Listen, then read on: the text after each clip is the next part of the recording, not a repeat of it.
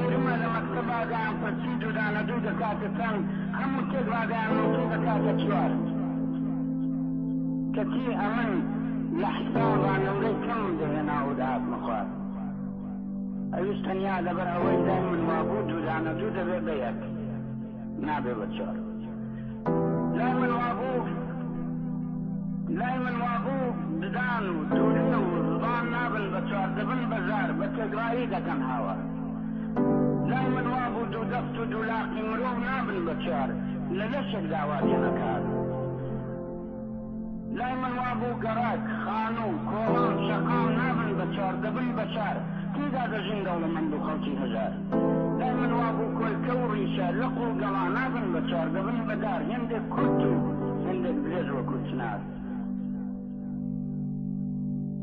لای من وابوو ئەمین و دڵ جوانی پاچی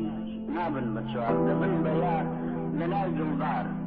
ئەو هەمووی وادوو بەدوو دەبن بە یەک نابن بە چوار یەکجار زۆرن بەڵام لەکوێ دێنە ژمار تەنیا ئەوەندەی دەزانم ئەگەر لەشم سەد پار دەکەن بێندە لەژێر گولە و ڕەگبار بچمە سەردار قسەی دڵم دێتە سەردار کوردستان هەر وڵاتێکە و